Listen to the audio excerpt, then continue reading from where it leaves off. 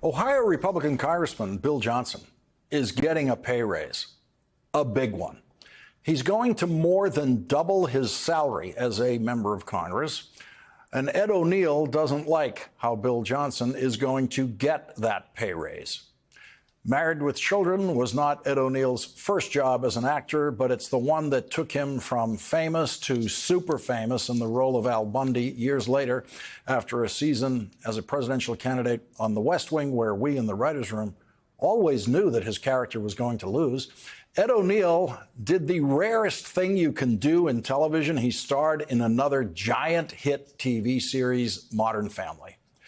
There was a lot of failure on Ed O'Neill's road to stardom, beginning with getting cut from the Pittsburgh Steelers, followed by a series of jobs he failed at colorfully in his hometown of Youngstown, Ohio, before he found his way to acting.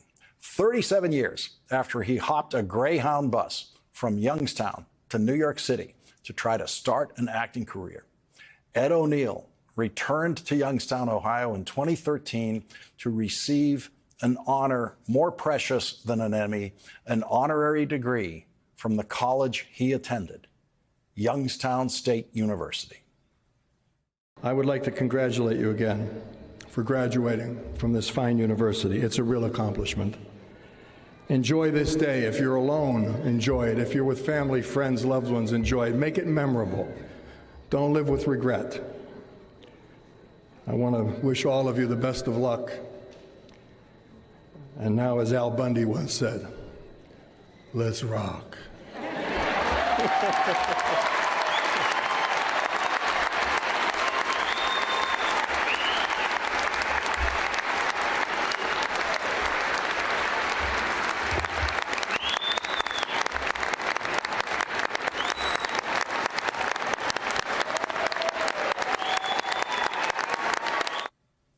Ed O'Neill might now be giving back the honorary degree he received that day to Youngstown State University because the university has hired Republican Congressman Bill Johnson to serve as the next president of Youngstown State. Congressman Johnson, who represents Youngstown, has no professional experience in education and a questionable relationship with the truth, which is supposed to be the primary pursuit of any university. Because Congressman Johnson voted against the truth that Joe Biden won the last presidential election, Congressman Bill Johnson is one of the Republican members of the House of Representatives who violated his oath of office by voting to overturn the presidential election. And he cast that vote after the attack, the violent attack on the Capitol by the Trump mob sent to the Capitol by Donald Trump on January 6th. Special Prosecutor Jack Smith's indictment of Donald Trump, in effect, says that every Republican member of Congress who voted to overturn the election for Donald Trump was playing a part in a grand criminal conspiracy run by Donald Trump. A group of alumni have protested the appointment of Congressman Johnson, saying, quote, "The board's refusal to incorporate the greater Youngstown State University community in its decision-making flouts basic values of transparency, accountability, and democratic participation." Joining us now is my friend, actor Ed O'Neill. Ed, thank you very much for joining us tonight. Really appreciate it. And I want to recommend to people, find that commencement address online, because there's another 20 minutes of it that's really funny, really great. I watched the whole thing today, Ed. But your feelings tonight about Youngstown State, has changed dramatically. Tell us about what you're feeling about that honorary degree now. Yeah, Lawrence, first of all, it's great to see you, and thanks for having me on.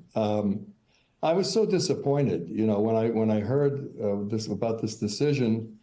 I frankly couldn't believe it. I mean, I never really had a lot of problems or any problem with prior presidents of the university, no matter what.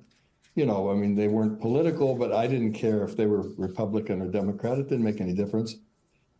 But, they had to have some. I had a little trouble with Jim Tressel because Jim was a friend of mine and one of the great football coaches, as we all know. I just said, he's a football coach. What?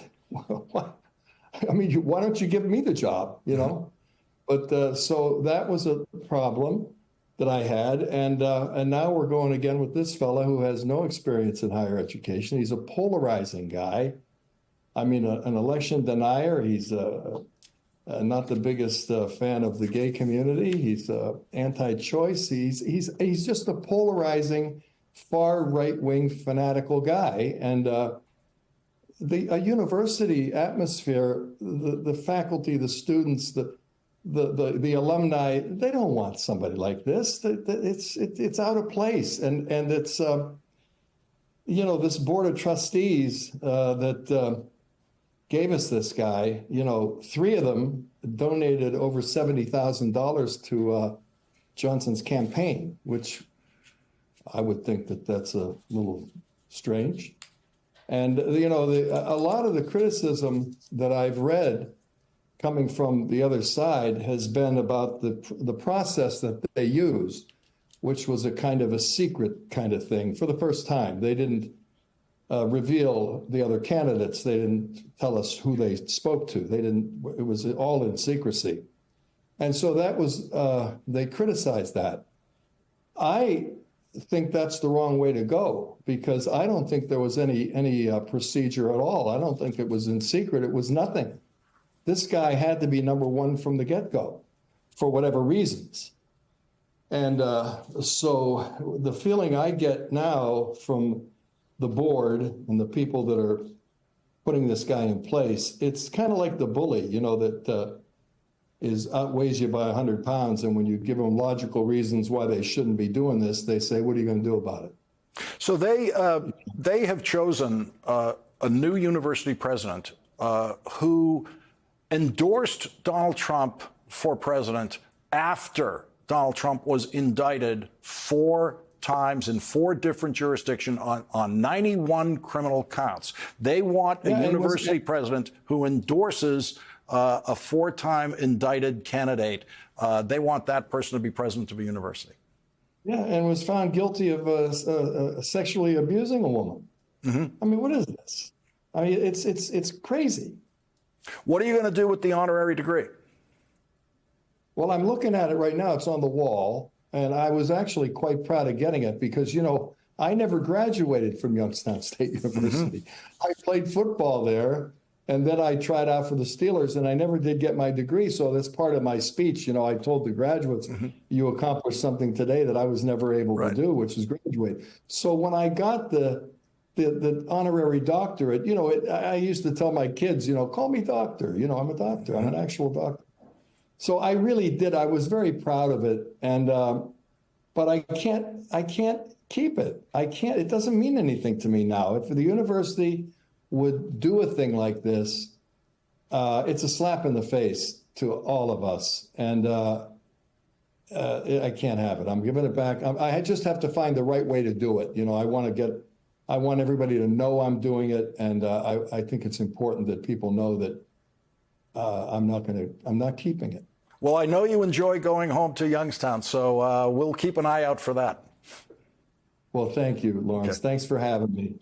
Ed O'Neill, thank you very much for joining us tonight. Great to see you. Thank you.